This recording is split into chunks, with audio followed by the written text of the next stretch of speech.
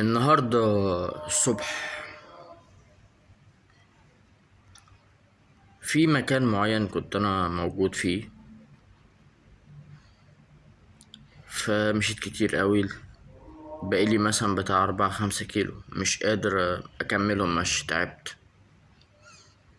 رايح المترو، ركبت تاكسي. فيرنا راجل عجوز عنده بتاع 60 حاجة و60 سنة، وماشي بعكاز كمان. وعلى حسب كلامه يعني هو كان بيتكلم بهزار، بس انا واخدها جد انه معاه طبنجة. قال ايه؟ بيدافع عن نفسه. وقال ايه؟ ان هو بيشتغل في مكتب وزير العدل. ده موضوع تاني. بيشتغل في مكتب وزير العدل وسواق تاكسي. ماشي.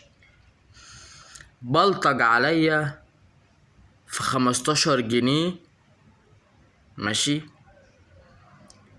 مسافة اقل من كيلو. تمام. سواق تاكسي بلطج عليا في 15 جنيه، واصلا المفروض ان هو المسافة المشوار كله ب15 جنيه، اللي هو ال4 كيلو ب15 جنيه، مش كيلو واحد ب15 جنيه. بلطج عليا وهددني ان هو هيشهر سلاحه وحاجات كده. وانا لاجل سنه وان هو عجوز ومش قادر يمشي، ماشي، انا سبته. لو كان شاب كنت علمته الادب في الاسم. ماشي. سواقين التاكسي بلطجية. سواقين التاكسي بلطجية. أكرر، سواقين التاكسي بلطجية، حرامية. تجنبوا التاكسي، تجنبوا التاكسي، تجنبوا التاكسي. سواء راجل عادي أو عجوز، والعواجيز ابعدوا عنها. ولو ناس مريضة ابعدوا عنها. الناس المريضة،